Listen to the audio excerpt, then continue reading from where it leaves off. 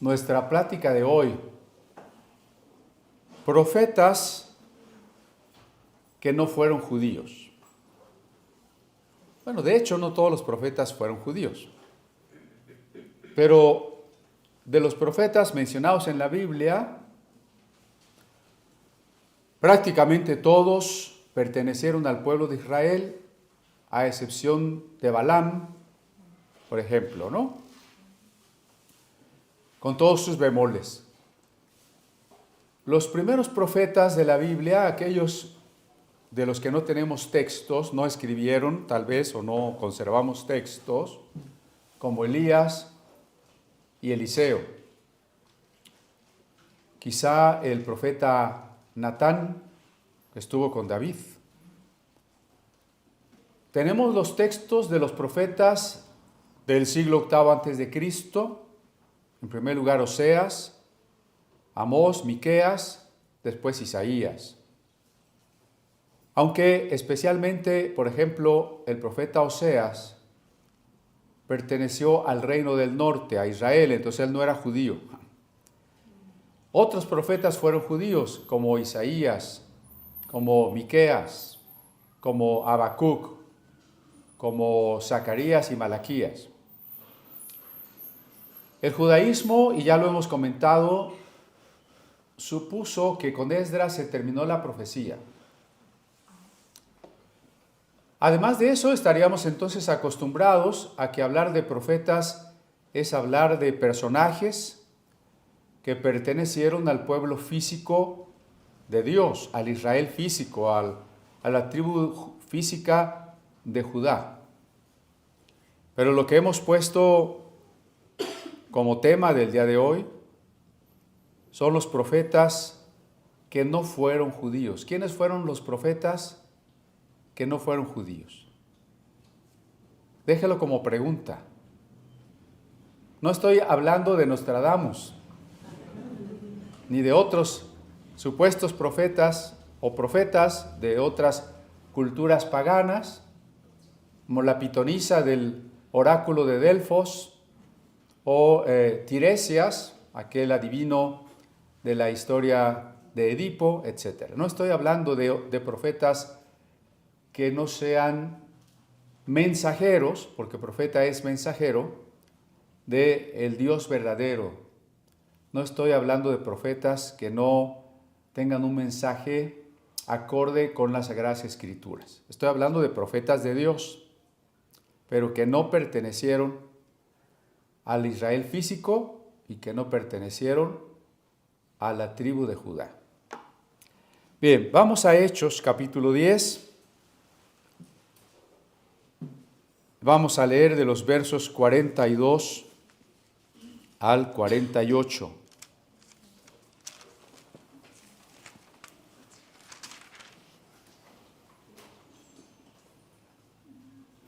Es Pedro quien está hablando a Cornelio y sus vecinos y familiares. Y nos mandó, esto es, se está hablando de Dios. Dios nos mandó que predicásemos al pueblo y testificásemos que Él es el que Dios ha puesto por juez de vivos y muertos. De este dan testimonio todos los profetas, que todos los que en Él creyeren recibirán perdón de pecados por su nombre. Mientras aún hablaba Pedro estas palabras, el Espíritu Santo cayó sobre todos los que oían el discurso, y los fieles de la circuncisión que habían venido con Pedro se quedaron atónitos de que también sobre los gentiles se derramase el don del Espíritu Santo, porque los oían que hablaban en lenguas y que magnificaban a Dios.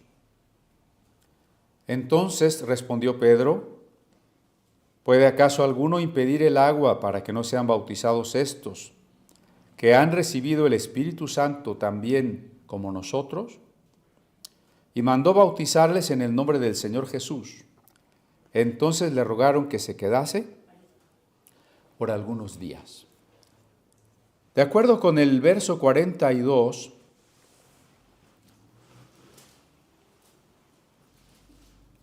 tienen los apóstoles el mandato de predicar y testificar que Dios ha puesto a Jesucristo por juez de vivos y muertos. Y lo primero que quiero insistir es que el Antiguo Testamento no tiene, lo voy a decir muy fuerte, el Antiguo Testamento no tiene sentido sin Cristo.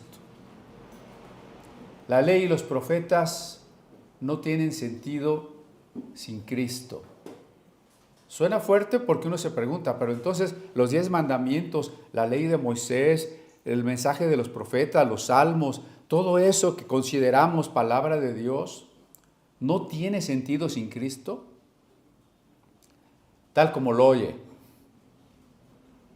El Antiguo Testamento, que es lo mismo que la ley y los profetas, no tiene sentido sin Cristo. ¿Por qué me atrevo a decir eso? Bueno, porque en este verso 42 que acabamos de leer, es central la idea de un juicio. Note que Pedro llega a casa de unos gentiles que nunca han oído de Cristo, y de entre las primeras cosas que trata con ellos es que va a haber un juicio final, un juicio de Dios para todas las personas. ¿Cuántos al compartir el Evangelio con otros les hablamos del juicio de Dios? No los vayamos a espantar. Preferimos hablarles de las promesas, de la sanidad, de las bendiciones. Pero eso de hablar del juicio no parece muy prudente, sobre todo cuando algunas personas piensan que esas pinturas medievales de la gente quemándose en el infierno son como un mito que en la modernidad ya no tiene lugar. Pero vemos que en un mensaje evangelístico, temas como el amor de Dios, el perdón de Dios, pero también el arrepentimiento, el pecado y el juicio, tienen su lugar. No pueden ser soslayados. Cuando vamos al capítulo 17 del libro de Hechos, me adelanto un poco, Pablo está predicando también a los filósofos en el campo del dios Marte y les dice que Dios ha establecido un día en que juzgará a todos los hombres por Jesucristo. Otra vez el tema del juicio.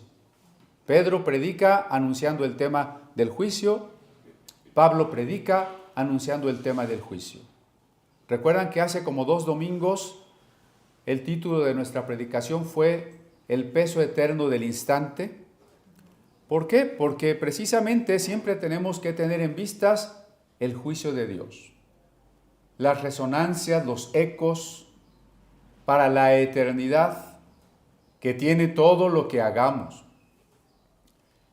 Un énfasis que puso también San Agustín y que precisamente, y es por eso que en la Edad Media, las predicaciones y las pinturas y la conciencia de las personas respecto de su vida tenía siempre presente el juicio de Dios. Claro, el tema del juicio sin el tema del perdón no es completo. Quizá en la Edad Media tardía el problema fue que se quedó el gran énfasis en el juicio de Dios, al cual además se le añadieron conceptos no bíblicos como puede ser el purgatorio. Pero no se hablaba del perdón gratuito de Dios. Ahora faltaba una parte del mensaje de la predicación. Entonces vino la Reforma subrayando el gratuito perdón de Dios. La gran paradoja de que Dios ama al pecador y declara inocente al pecador. Pero entonces parece que a veces hemos olvidado el tema del juicio de Dios. Por eso siempre debemos de tener presente lo que Pedro deja aquí muy claro. Si Jesucristo ha resucitado, es también porque Dios le ha nombrado juez de los vivos y de los muertos. Y si esto es así, Entonces el Antiguo Testamento no está completo sin la llegada del Salvador, porque la salvación no sería importante si no hubiera una grande condenación. Como dice una expresión de la carta a los Hebreos, ay de nosotros si tuviésemos en poco una salvación tan grande.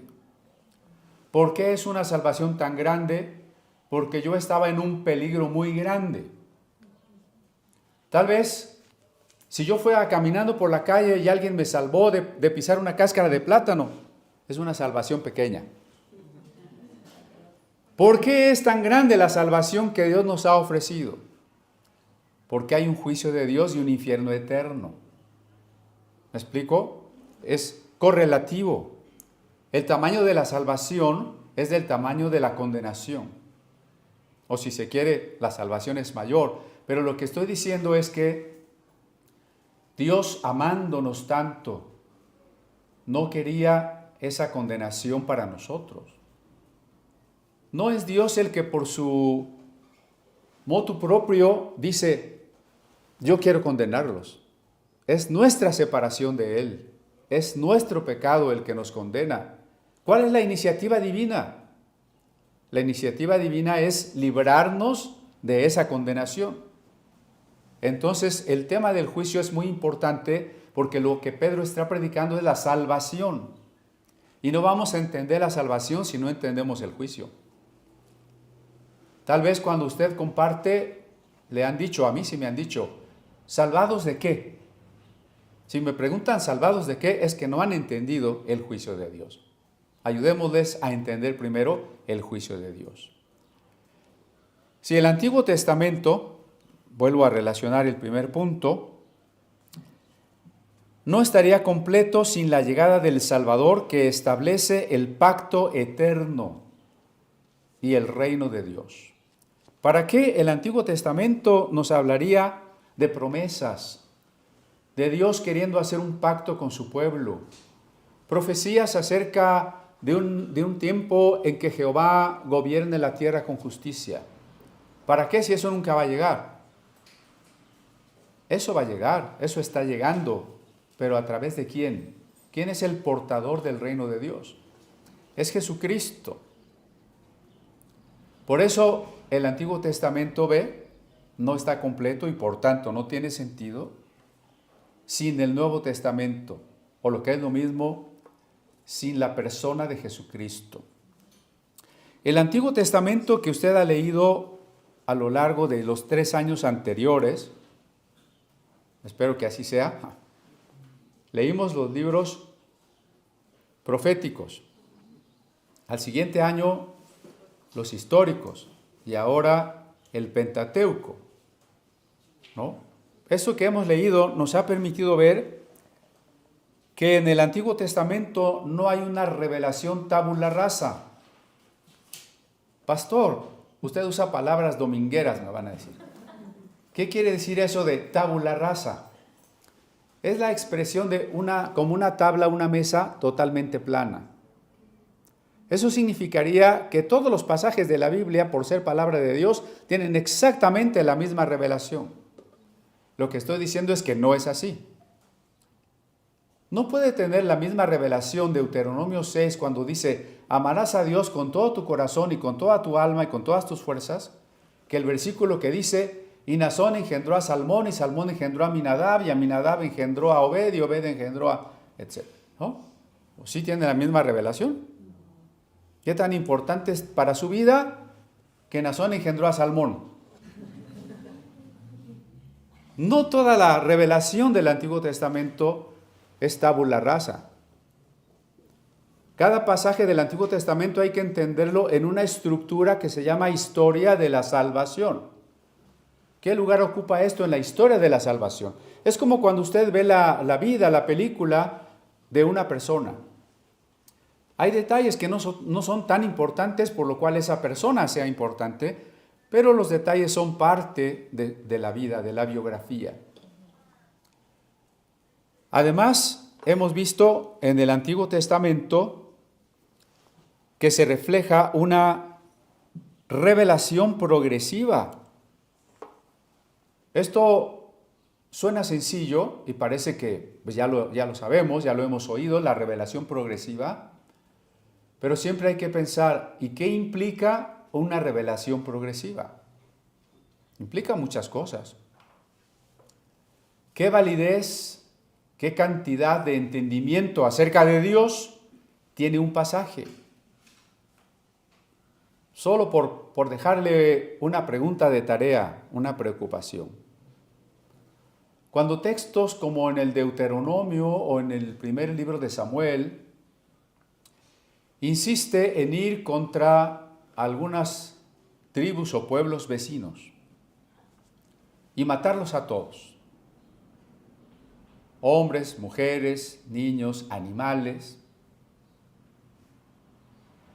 y quedarse con su casa, con su huerta, con lo que tuvieran. Suena extraño, ¿no? Bueno, es que eran muy malos y por eso Dios quería que los mataran. Bueno, pues entonces vámonos a matar a los malos. ¿Qué estamos haciendo aquí? Sí vemos que eso tenemos que entenderlo en un contexto de la cantidad de revelación y qué papel tenía en ese momento. ¿Y para quiénes? ¿Cuál es ahora la revelación que tenemos y cuál es el tipo de guerras que a nosotros nos ha tocado vivir? Que no consiste en matar al vecino, aunque quisiera a veces, ¿no? Cuando pone su escandalera toda la noche, ¿no?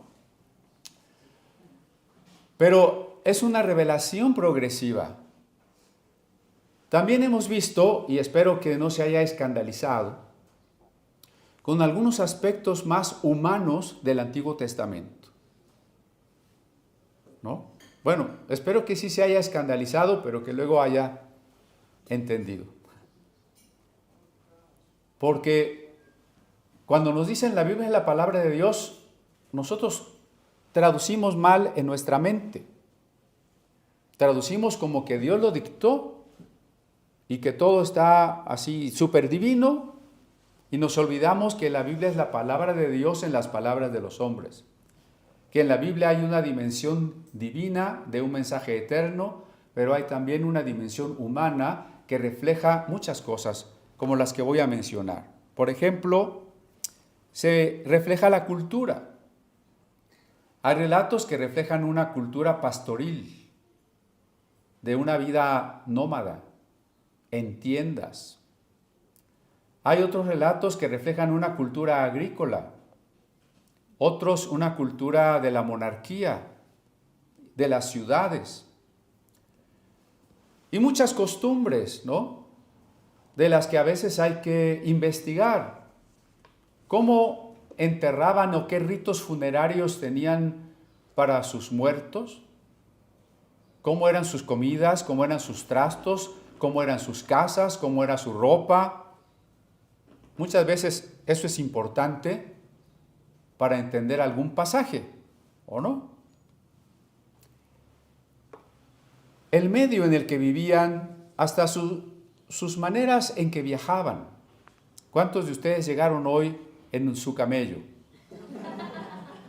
Sin embargo, hay historias como Rebeca dándole de beber a los 10 camellos de Eleazar, ¿no?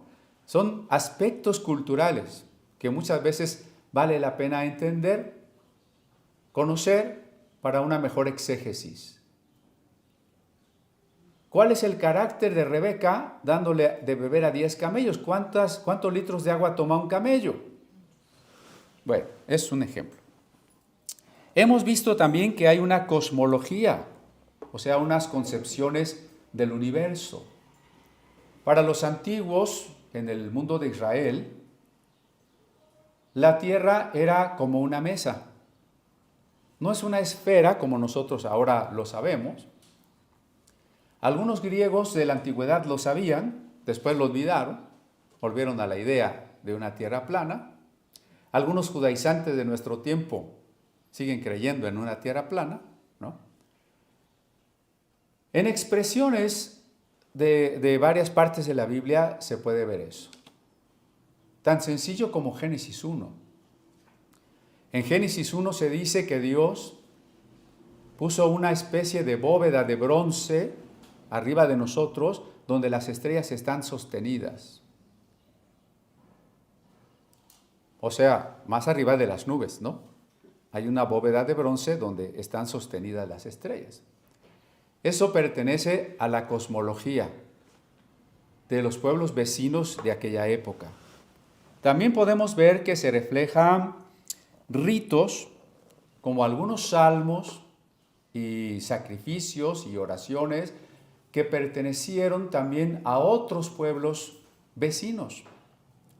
Usted se puede sorprender que el Salmo 104 es prácticamente igual a un himno egipcio al sol. Que hay himnos, salmos de nuestros salmos, que están igualitos a los salmos de Ugarit, una cultura anterior a la llegada de los hebreos en Canaán, en Siria. ¿Cómo es posible? Ya hemos dicho las fiestas, ¿no? Esas fiestas que algunos gustan de llamar las fiestas de Dios, que son básicamente la Pascua, el Pentecostés, los tabernáculos, ya eran fiestas agrícolas celebradas en Canaán antes de la llegada de los judíos, ¿no? O sea, son influencias, son adopciones que hace el pueblo escogido. También hay otros pasajes que reflejan política.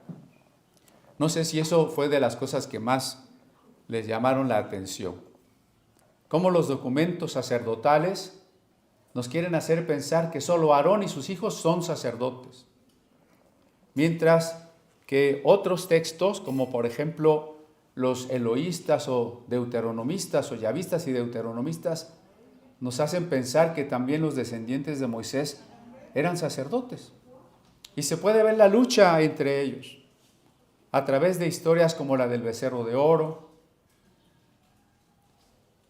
Y entonces, repito, uno se pregunta, pero si hay en la Biblia todas estas características humanas, políticas, de influencia de otras culturas, de conceptos que hoy no aceptaría la ciencia, ¿es palabra de Dios? La respuesta, por supuesto, es sí. Sí, ¿por qué? Porque si la Biblia es palabra de Dios en las palabras de los hombres, entonces con todas sus características históricas, humanas, el Antiguo Testamento sigue siendo vehículo y continente es lo que contiene, el mensaje divino, la historia de la salvación. Si no tuviera estas características históricas tan humanas, ¿cómo diríamos que es una historia de la salvación? Parecería más una historia celestial, y eso es una contradicción, porque en el cielo no hay historia. La historia es terrena, la historia es humana, ¿no? Al ser una historia de la salvación, entonces es perfectamente entendible que tenga características humanas, sin que eso demerite el ser vehículo de la palabra divina. Pero insisto, sin un final, la historia no es historia. La historia, si no tiene una meta, pierde su sentido. ¿Sí? Toda historia, y aún la historia universal, tiene una meta y tiene un final. Por eso, sin Cristo, el Antiguo Testamento no tiene sentido. ¿Sí lo vemos?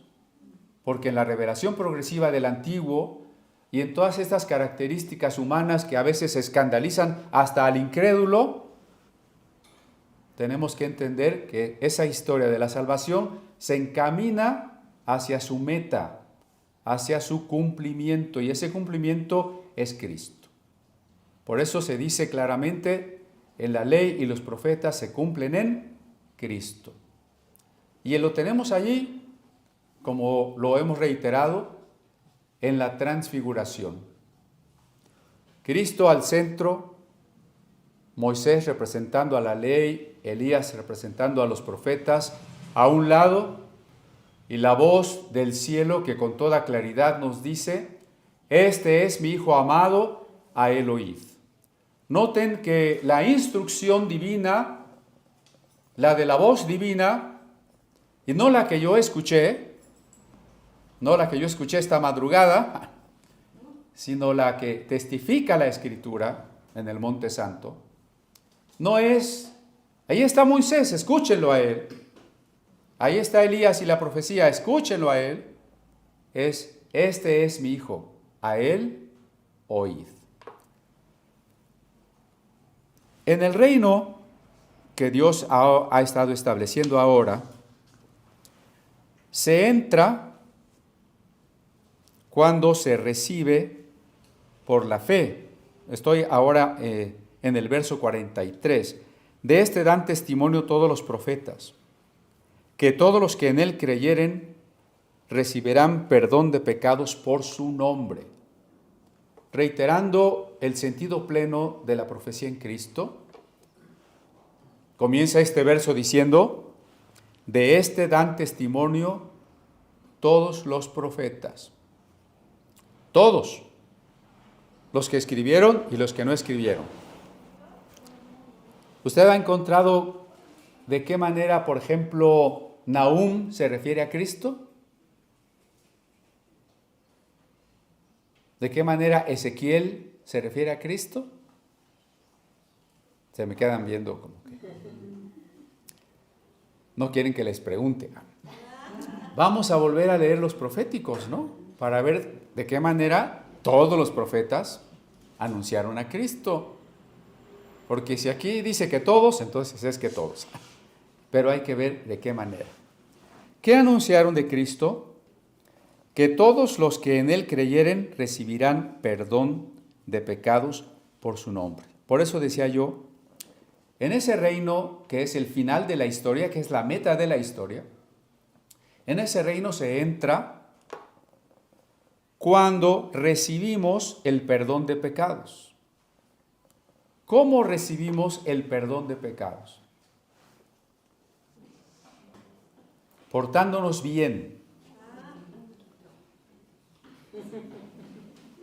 afligiendo nuestro espíritu en la contrición, en la atrición, hasta que de veras Dios vea que ya estamos muy arrepentidos, ¿no? El perdón de pecados lo recibimos arrepintiéndonos mucho, mucho, mucho. ¿Eso no tampoco? El perdón de pecados lo recibimos ayudando al prójimo, perdonando al prójimo. ¿Nada de eso?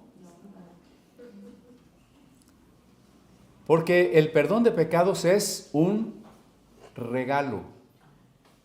El perdón de pecados es un regalo. ¿Por qué nos van a regalar algo?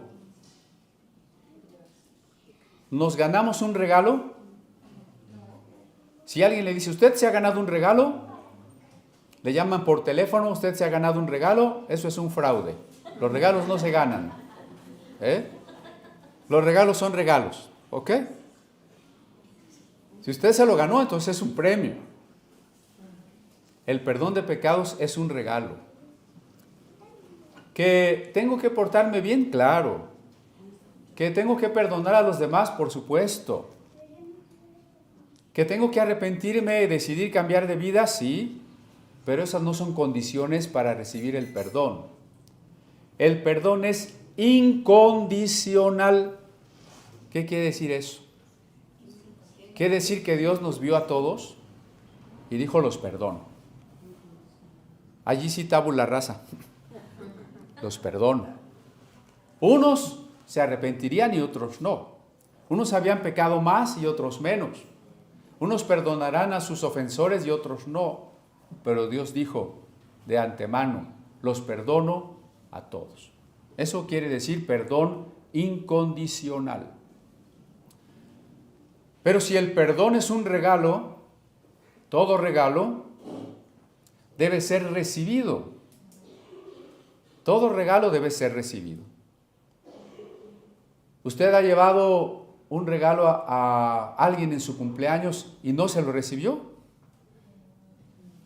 ¿Cómo se sentiría usted? Algo que compró con mucho cariño, a lo mejor hasta le costó mucho dinero, lo envolvió y ya llega con su regalo. Ah, sí, ahí déjalo. ¿Le gustaría eso? Y después de un mes se entera que ahí sigue el regalo, sin abrir. Un regalo debe ser recibido. ¿Cómo se recibe el regalo del perdón? Eso en la Biblia se llama fe. La fe es recibir el regalo. Siempre tenga presente esto porque estamos como cristianos en el propio contexto cristiano viviendo una gran ola de tergiversación de la doctrina. Cuando se enseña que la fe es concentrarte, imaginar un carro de lujo así, ¡guau!, para que Dios me lo dé. Eso no es fe. Fe es recibir el regalo. Fe es decir, si Dios dice que me perdona, entonces yo creo que me perdona. Yo acepto que me perdona. Eso es la fe. ¿Me explico? Tan sencillo como que eso es la fe. No se deje engañar por otras cosas. La fe es simplemente, Dios dijo esto, está bien. Para mí es una seguridad absoluta. La fe es una certeza, ¿no? Entonces, si Dios dice que usted está perdonado, ¿está usted verdaderamente seguro de estar perdonado? Si está súper seguro, usted está recibiendo el regalo. Si usted dice, pues ¿de qué me van a perdonar si yo soy buena persona? No está recibiendo el regalo. Si usted dice, ¿cómo Dios me va a perdonar si Dios ni existe? ¿Cómo Dios me va a perdonar si el pecado no existe? Todo es relativo. Usted no ha recibido el regalo. Solamente cuando usted diga, sí quiero el regalo, recibo el regalo, estoy seguro de que Dios me ha perdonado y no tengo ninguna duda, entonces usted ha recibido el regalo. Y eso se llama la fe.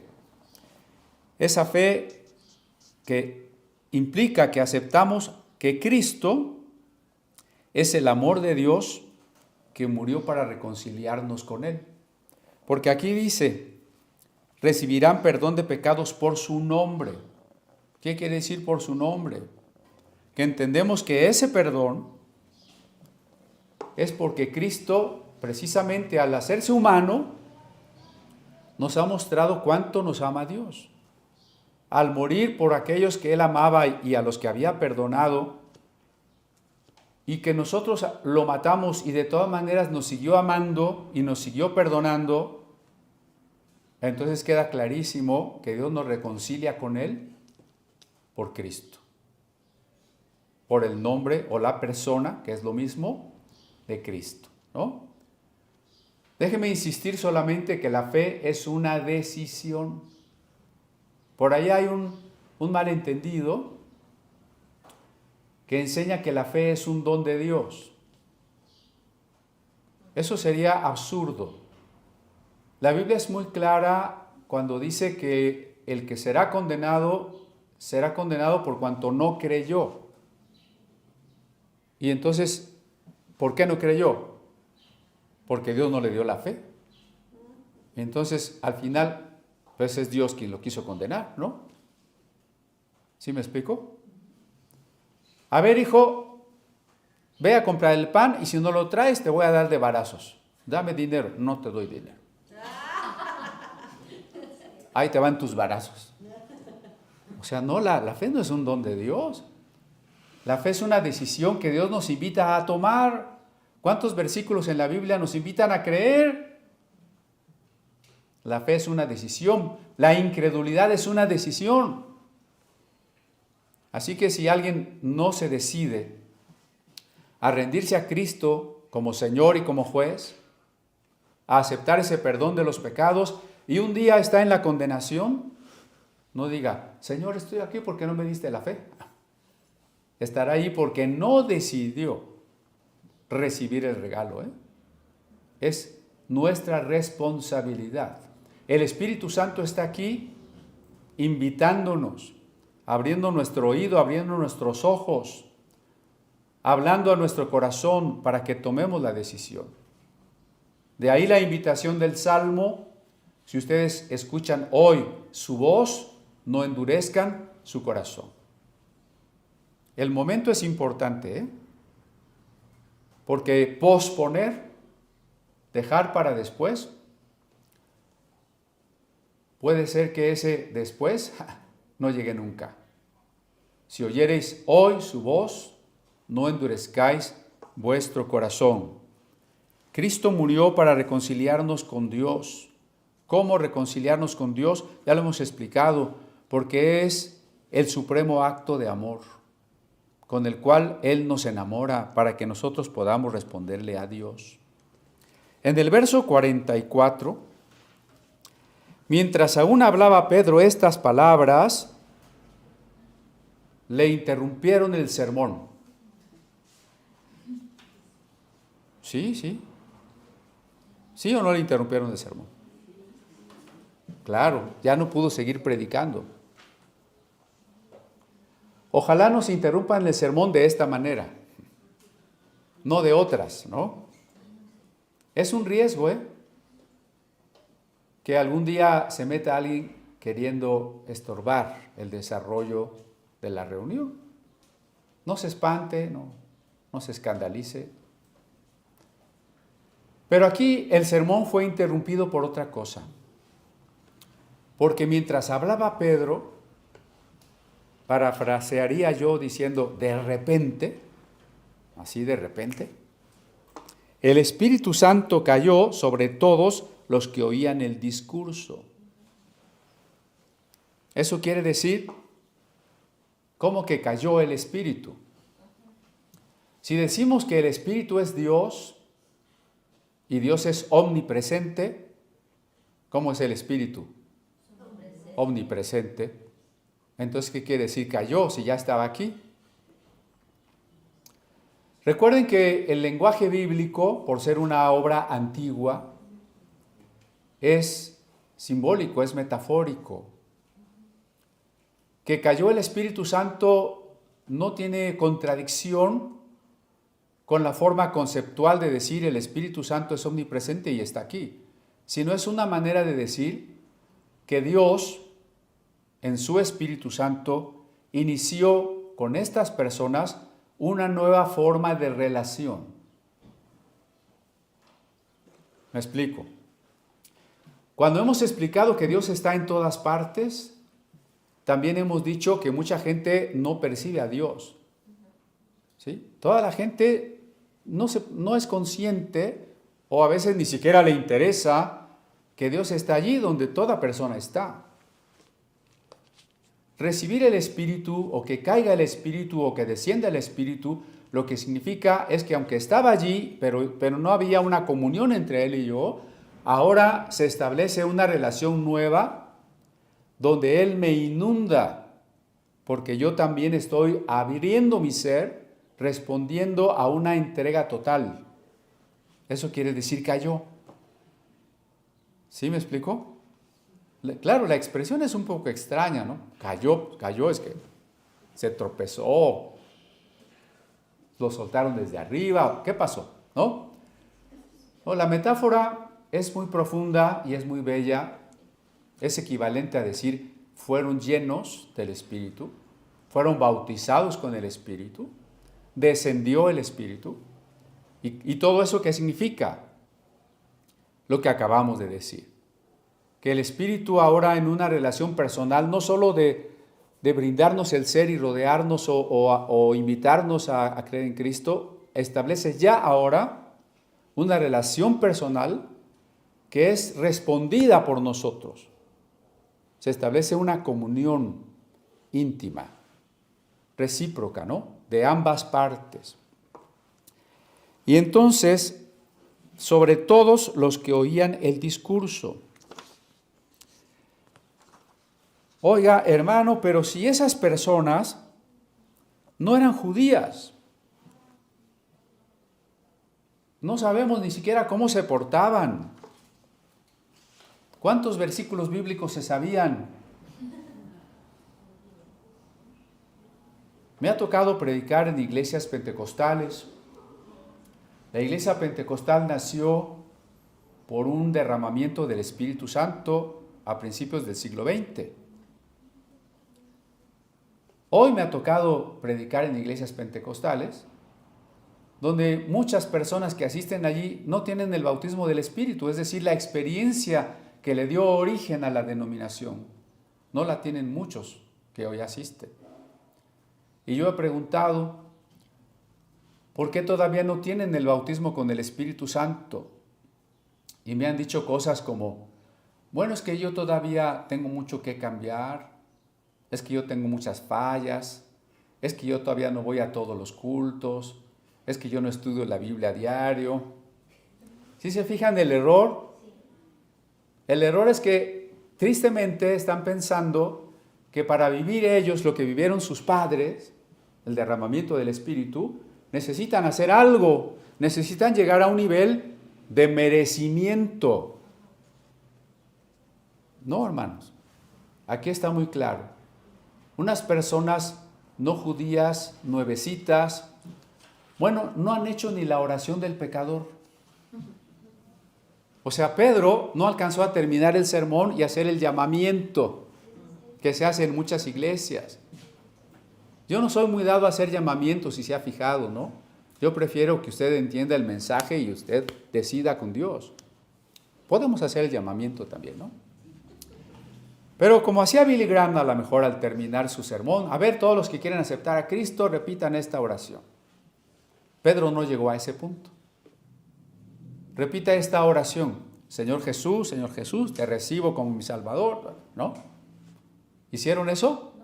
Entonces, ¿cómo recibieron el Espíritu Santo si ni siquiera habían aceptado a Cristo? ¿No sería una pregunta?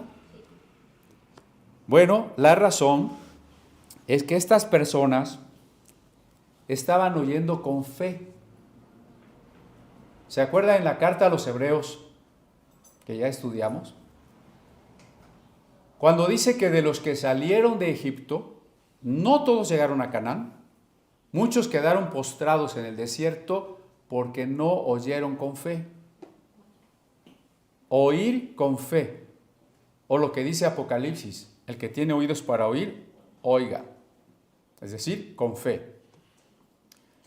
Entonces, así deberíamos nosotros escuchar el sermón, hermanos dormidos. Despierten. ¿Cómo deberíamos escuchar el sermón? Conforme se explica una cosa, recibiéndola, ¿no? Con una apertura del ser a Dios, totalmente abiertos a Dios. A tal grado que cuando Pedro está explicando lo que ya nos ha tardado varios domingos, porque hay varios domingos que hemos estado explicando lo que Pedro decía, esos hermanos lo estaban absorbiendo, se lo estaban bebiendo inmediatamente así, de tal manera que aunque no hubiesen hecho la oración del pecador, ni siquiera se hubiesen bautizado, como es la forma apostólica de la iglesia primitiva, su manera de oír implicaba un sí, sí, sí, ¿no? Es un sí. Así tenemos que oír la palabra de Dios. Como se dice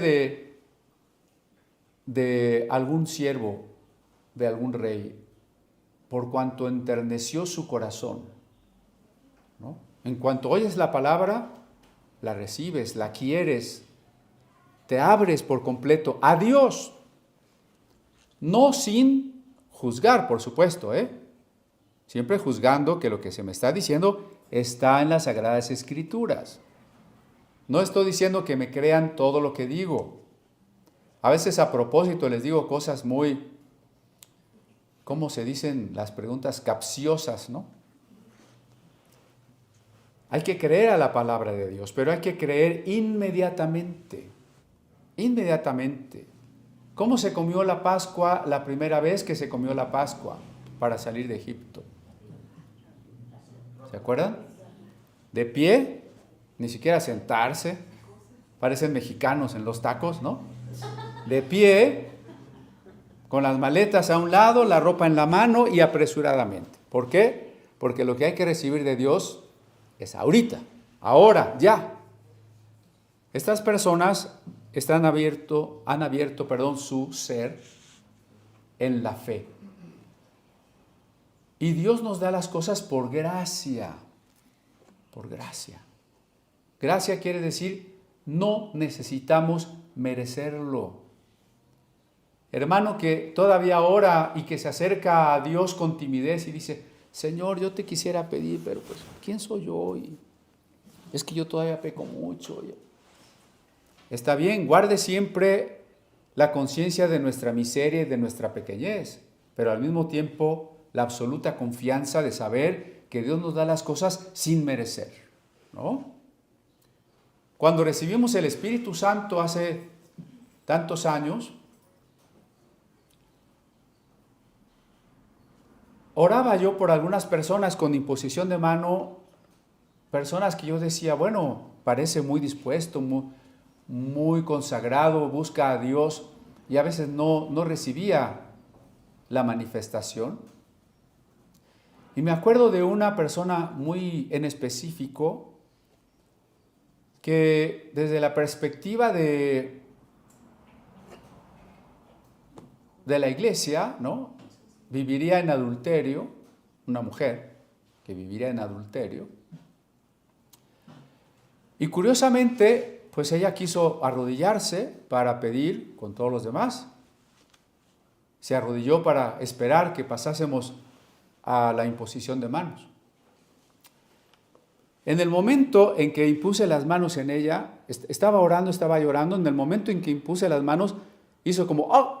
Y luego empezó a orar en lenguas. Y yo dije, ¿esta hermana pecadora? ¿Cómo? ¿No? Ahí me sorprendí y corroboré que es la gracia de Dios. Es la gracia de Dios. No es lo que nosotros merezcamos, no es lo que nosotros nos hayamos ganado, ¿no? Así estos gentiles. Lo vamos a leer de una vez en griego. He tomado una frase del verso 44 y una frase del verso 45. Me dicen, por favor, cuando aparezca en la pantalla. Dice así: Epépese ton neuma to aion, epipandas tu sacuntas ton logon, otike epita ethni, y dorea to aion neumatos en quejite. Muy interesante porque lo voy a leer despacito y lo voy a ir explicando, ¿no? Epépese cayó, se derramó, ¿no? To neuma to aion, el Espíritu Santo. Neuma es el Espíritu, ¿no? Aios es santo. To neuma to aion. Epi, sobre, ¿no? Hasta hoy usamos ese prefijo epi para lo que está encima, ¿no? Epi, pandas, todos. Tus acuntas, los que escuchaban, ton logon, la palabra. Cayó el Espíritu Santo sobre todos los que escuchaban la palabra. Luego pongo unos puntos suspensivos allí, porque me voy a una frase final del 45. Oti que epita etni idorea toayo neumatos en quejite. Porque sobre los etni, las etnias, los que no son de la raza de la nación judía, Dorea se regalaba, Dorea es regalo, toayo neumatos, el Santo Espíritu, ¿no? Qué interesante, derramándose. Así que retomemos nuestro versículo. La gracia no requiere otra cosa que la fe. Ahí está Efesios 2:8 clarísimo.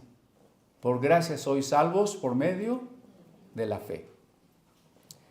Ahora bien, el Espíritu Santo, de acuerdo con el Antiguo Testamento, no caía en este sentido que hemos explicado, la metáfora de caer, sobre cualquier persona. El Espíritu Santo solo se llegó a derramar sobre, primero, los sacerdotes. Segundo, sobre los profetas. y tercero sobre los reyes. Así que la mayoría del pueblo de Dios ni era profeta, ni era sacerdote, ni era rey. Este derramamiento del Espíritu era el privilegio de unos cuantos, la bendición para unos poquitos escogidos. Dentro del judaísmo, esos escogidos serían así como de una dignidad especial, distinta a la de cualquier integrante del pueblo, ¿no? Digamos, no diríamos que cualquier judío o cualquier judía sería igual al rey o al sumo sacerdote. Se consideraba que había una dignidad, una bendición, un privilegio especial para ciertas personas. El primer escándalo estriba cuando Juan el Bautista dice que cuando el Mesías venga, bautizará con Espíritu Santo a todos. ¿Sí puede ver ese contraste? Si en el Antiguo Testamento solo estos tres tipos de poquísimas personas podía tener el Espíritu, cuando el Mesías llegara, todos los que pertenecieran al pueblo de Dios tendrían la unción. ¿Y qué significa la unción? Unción no quiere decir una especie de vibra que traigo ahorita con mucho poder, Esa no es la unción. Cuidado porque así dicen algunos, ¿no? A ver, hermanos, ahorita yo traigo una unción profética, yo traigo una unción de sanación, yo traigo una unción de no sé qué. Vamos a orar por una doble unción, una doble porción, ¿no? Una unción fresca. Son malos entendidos de la palabra unción. Unción no es más que la manera de decir que el Espíritu Santo ha llenado a una persona. Entonces no es una vibra, un poder que traigo. Es una relación entre el Espíritu Santo y yo. Y no es momentánea, no es que ahorita traigo una unción. Ahorita siento la unción. La unción no se puede fabricar, ¿no? A veces se empieza a orar. A ver, hermanos, vamos a orar. Sienta la unción, sienta la unción. Se trata de sentir, ¿no? Algunos cantos que insisten en que pues ya está bajando la unción, va bajando ya, dice un corito, ¿no? Ya me va llegando por aquí, ¿no? La unción es una expresión de la relación entre el Espíritu Santo y yo. Y la expresión del Espíritu Santo y yo es constante. Hermanos casados, ¿están casados en ratitos? ¿Están casados de repente? ¿Están doblemente casados? ¿Están frescamente casados? Nada de eso tiene sentido. Entonces, la unción tampoco. Estoy en una relación con el Espíritu Santo, ¿de acuerdo? La promesa entonces es que esa relación con el Espíritu era ahora para todos los que fueran miembros del pueblo de Dios. Eso ya era un escándalo. Profetizado por Joel cuando dice, y derramaré mi espíritu sobre toda carne. Pero, ¿qué estaba sucediendo ahora? Miren, en el siguiente verso, el 45, los fieles de la circuncisión que habían venido con Pedro, dice mi versión, se quedaron atónitos, pero otra versión me gusta más, se espantaron. ¿Alguien tiene esa? Se espantaron, hermano Abel. Los que acompañaban a Pedro eran judíos. Pedro era judío y otros judíos lo acompañaron a la casa de Cornelio. Y entonces, de repente, perciben que los no judíos han recibido el privilegio de ser sacerdotes y profetas. ¿Cómo es el título de nuestra predicación? Profetas que no fueron judíos. ¿A qué nos estamos refiriendo? A Cornelio y su familia. ¿Eran judíos? ¿Recibieron la unción que recibían los profetas? Sí. ¿Para qué? Para hacer lo que hacen los profetas, ser mensajeros de Dios, ¿no? Entonces, ¿era de espantarse o no era de espantarse? Como judíos, estamos pensando que solo este pueblo es el elegido y los gentiles no. Bueno, pues Dios nos mandó para hablarle a estos gentiles, a ver, a lo mejor se hacen judíos. Y sin embargo, sucede algo más todavía. No solo no hacen la oración del pecador, tampoco se hacen judíos. Había un rito para hacerse judío, ¿no? De temeroso de Dios convertirse en prosélito. Todo un rito que implicaba la circuncisión y un bautismo. Ellos no hacen eso. ¿Cómo es posible? Miren, no es la idea, pero déjenme expresarlo así. Como si hubiera judíos de primera calidad y de segunda. ¿Quiénes eran los de primera calidad? Los que tenían el Espíritu Santo, ¿no? En el judaísmo tradicional eso era algo así como, wow, tan sagrado, solo algunos. Es más, en los tiempos de Jesús no se esperaba que alguien tuviera esa bendición que habían tenido los antiguos profetas. Ahora vean el otro extremo. Cómo de repente unos que ni siquiera son judíos, que no saben nada de la Biblia, uno de ellos que es un centurión del ejército que nos ha invadido, recibe el mismo espíritu que tenía Moisés, que tenía David, que tenía Aarón, que tenía Sansón, que tenía Samuel. Eso no es de espantarse. Es un gentil, es un goim, es un impuro, es un pagano, es un perro. ¿Cómo puede tener el mismo espíritu? Esa es la razón, ¿no? Ahora, sabemos que el bautismo con el Espíritu Santo se solicita ante Dios, intercediendo por la otra persona a través de la imposición de las manos, que es la forma más común. Recuerda Hebreos capítulo 6 cuando habla de los rudimentos y nos dice que uno de los rudimentos es la imposición de las manos, es decir, orar por el cristiano nuevo para que reciba el Espíritu Santo. Pero aquí no hubo imposición de manos, ¿están de acuerdo? A ver, ¿están conmigo? Pedro está predicando, está a medio sermón, no impuso las manos, no hizo el llamamiento, no nada, y sin imposición de manos de repente la gente recibe el Espíritu Santo.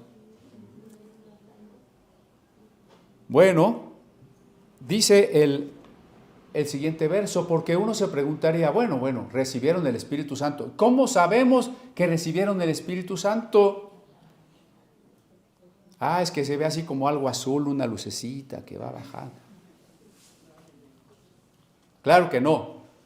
Miren, yo a veces digo ironías, pero lo que me temo es que alguien que nos esté escuchando piense que lo estoy diciendo en serio, ¿no? Sí se nota cuando decimos algo que no es, ¿verdad? Espero. El Espíritu, pues, al no ser material, no se ve. Así que no vieron nada. Porque ahora está de moda que mucha gente dice, es que yo puedo ver el aura. Yo veo lo que traes. Pues, exactamente, sí. No vieron nada. Pero se dieron cuenta que recibieron el Espíritu porque se empezaron a caer para atrás. ¿Así dice? Se dieron cuenta que tuvieron el Espíritu porque empezaron a aplaudir, a levantar las manos y a bailar. Estaban muy gozosos. Entonces ya tienen el Espíritu. ¿No? ¿Cómo se dieron cuenta que recibieron el Espíritu? Ahí está el verso 46. Porque los oían que hablaban en lenguas y que magnificaban a Dios. ¿Cuál es la manifestación de recibir el bautismo con el Espíritu Santo? hablar en lenguas. ¿Sí? Yo sé que eso puede generar muchas dudas. Ahí están los videos de Corintios para que usted los repase con detalle. No voy a repetir todo lo que explicamos en Corintios, ¿no? Pero solo la pregunta que hacen a veces, ¿tengo que hablar en lenguas para recibir el Espíritu Santo? No, al revés. Es como si usted me dice, ¿tengo que estar mojado para bautizarme? No, cuando te bautices vas a estar mojado, ¿no? Entonces, no tienes que hablar en lenguas para recibir el Espíritu Santo. Es cuando recibas el Espíritu, vas a poder orar a Dios en otras lenguas. Esa es una evidencia, vamos a llamarle así, la evidencia. Y vuelvo a la pregunta, ¿por qué supieron que habían recibido el Espíritu Santo? Porque los oían que hablaban en lenguas. Ahora, fíjense en el verso anterior. Los que habían venido con Pedro se espantaron porque los oían hablar en lenguas. Y dijeron, ¿qué es eso de las lenguas? ¡Qué horror! ¡Qué desorden! ¿Se espantaron por eso? No se espantaron por las lenguas. No eran de una iglesia tradicionalista, cesacionista, que dijeron, no, eso de las lenguas no. No se espantaron de las lenguas, estaban acostumbrados a las lenguas. Porque dice, la recibieron como nosotros al principio, ¿no? Se espantaron de otra cosa, de que también sobre los gentiles se hubiese derramado el don del Espíritu Santo, ¿no? Por esa razón se espantaron, no por las lenguas, pero la evidencia que no dejaba lugar a duda de que los gentiles tenían el Espíritu Santo eran las lenguas. Porque podíamos habernos enfrentado a la incredulidad de estos judíos. Si no hubiese habido una señal tan evidente, ellos hubieran dicho, no. Sí están muy gozosos, pero no es el Espíritu Santo. Porque ese es nada más para nosotros. Pero no podían negarlo, con todo y su susto mayúsculo, con todos sus prejuicios, ¿cómo le llamaríamos? Etnocéntricos. No quedaba manera de negar que esos gentiles, así tan ignorantes como eran, tan pecadores como eran, habían recibido el Espíritu Santo. Porque la evidencia era clara. Estaban hablando en lenguas y alabando a Dios. ¿Sí? Comunidad apostólica tiene que ser una iglesia que siempre predique el nuevo nacimiento, la reconciliación con Dios y la llenura o bautismo del Espíritu Santo con la evidencia de hablar en otras lenguas. Cuando digo siempre, es para que no dejemos de hacerlo. En el futuro, por supuesto, porque iba a mencionar algunos nombres de denominaciones, pero mejor no me quiero acordar, que antes lo creían y ahora ya no. Hermanos, siempre, esté yo o no esté, o ya me haya ido con el Señor, tenga el privilegio que ustedes no van a tener, hay que seguir predicando con claridad las cosas que nos han dado origen. Las doctrinas y las bendiciones y vivencias que enriquecen la visión que Dios nos ha entregado. Entonces dice en el verso 47, entonces respondió Pedro, ¿puede acaso impedir el agua alguno para que no sean bautizados estos que han recibido el Espíritu Santo también como nosotros al principio? Esto tiene muchas implicaciones, ¿no? En el orden, digamos, ordinario, ¿cómo van las cosas? Primero, empezamos a creer en Jesús y manifestamos esa fe, confirmamos esa fe a través de el bautismo en agua, como dicen otros pasajes de Hechos. Y después del bautismo en agua, alguien ora por nosotros con imposición de manos para que recibamos el Espíritu Santo. ¿No es así? Ese es el orden. Aquí sucedió al revés. El Espíritu Santo cayó sin imposición de manos sobre personas que no estaban bautizadas en agua. Ahora, ¿por qué Dios lo hizo así? ¿Por qué Dios interrumpió el sermón de Pedro? Porque aquí quien lo interrumpió fue Dios, ¿no es cierto? ¿Por qué Dios interrumpió el sermón de Pedro y derramó el Espíritu sin la imposición de las manos? ¿Por qué cree usted? A ver, acuérdese de la historia. Pedro sube a la azotea y Dios le da una visión, ¿no? Pedro, tú vives aquí en casa del talabartero. Mira todos estos animales, mata y come. Y Pedro contesta, Señor, pues ya es mucho quebranto que me hayas mandado a vivir hasta casa de la Tlaxpana, ¿verdad? Y todavía quieres que yo coma lo que no debo. El Señor empezó a tratar con él para que abriera su entendimiento. Lo que Dios limpió, no lo llames impuro, ¿de acuerdo? En eso llegan los mensajeros y va a casa de Cornelio.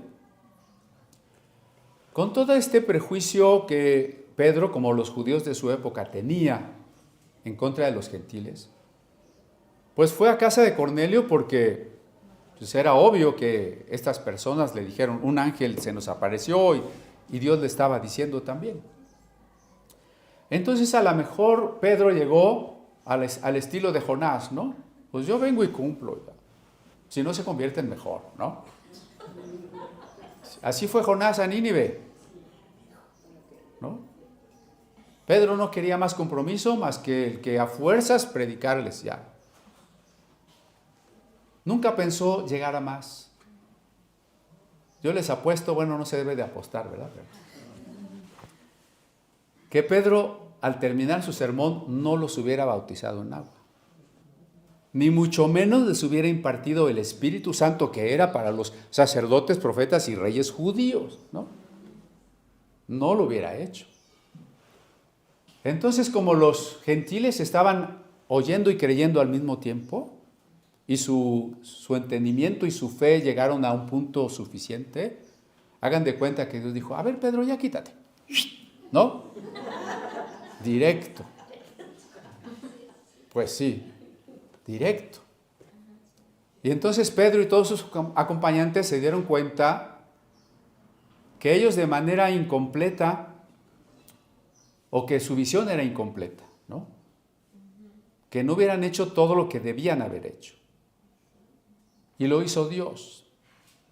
Y entonces cuando no pudieron negarlo, entonces Pedro hace un razonamiento lógico, para que vean que la Biblia no está peleada con lo lógico. Lo menor sigue a lo mayor, es un principio incluso jurídico, ¿no? Si ellos han recibido lo mayor, el Espíritu Santo, ¿podríamos negarles el agua, que es lo menor? ¿Qué es mayor, el agua o el Espíritu?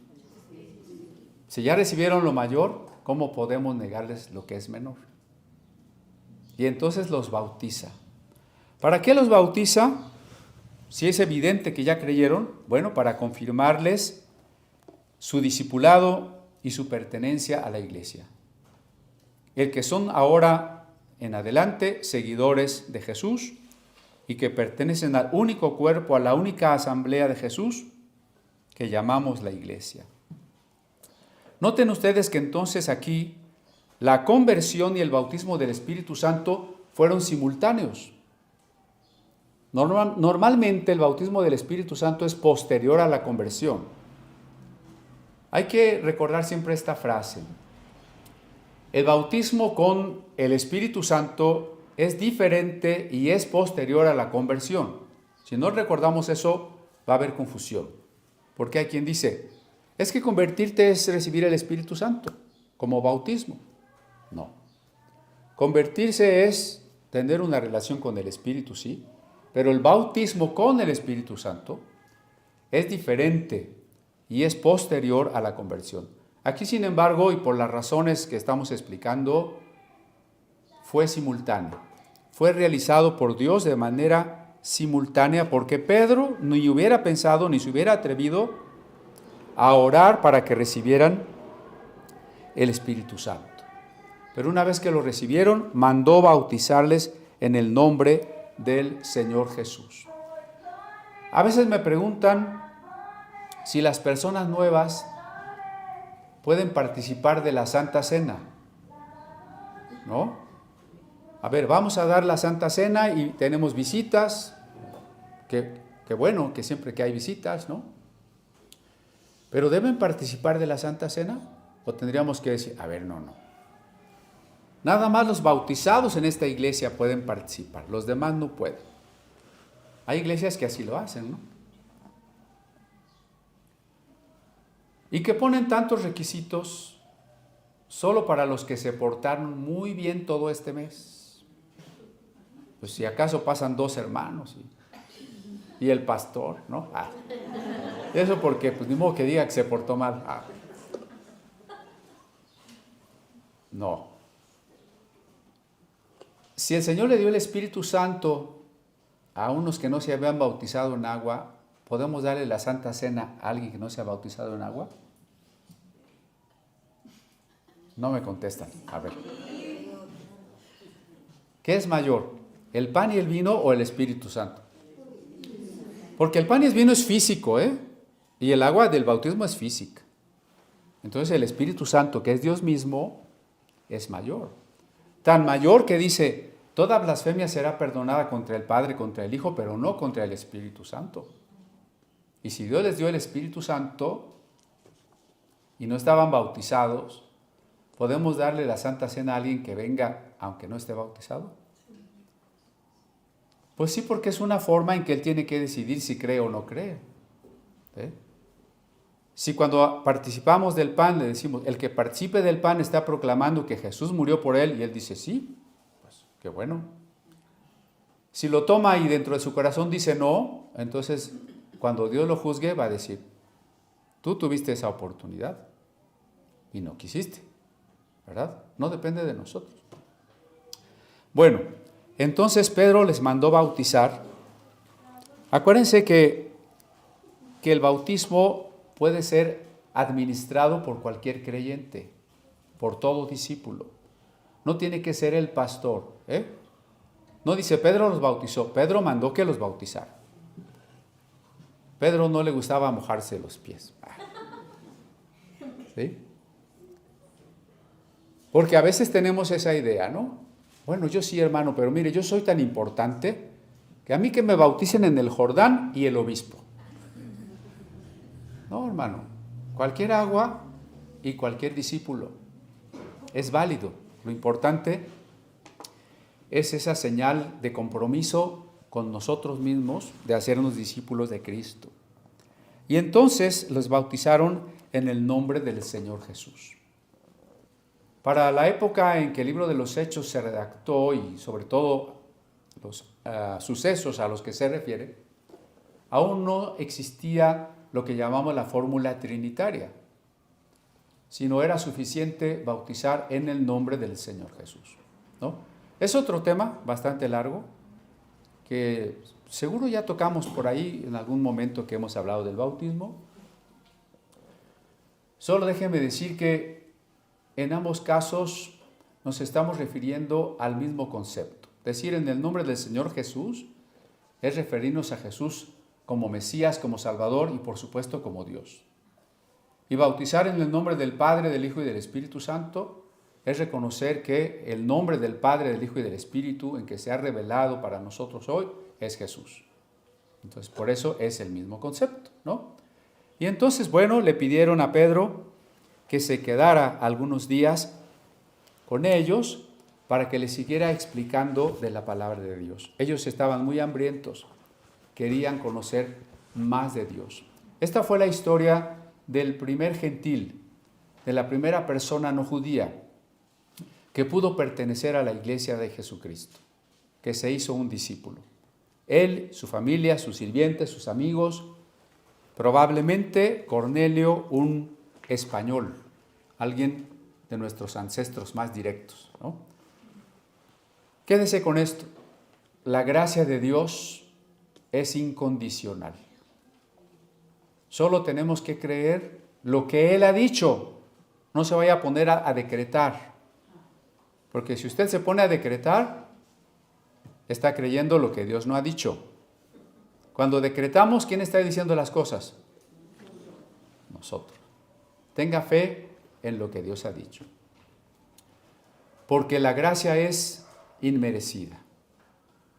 Abramos nuestro ser en cuanto escuchamos la palabra de Dios para que, oyendo y creyendo, y cuando es simultáneo, cuando es la correcta manera de oír, la bendición de Dios está con nosotros inmediatamente, como sucedió allí, que ni siquiera el sermón pudo llegar a su fin.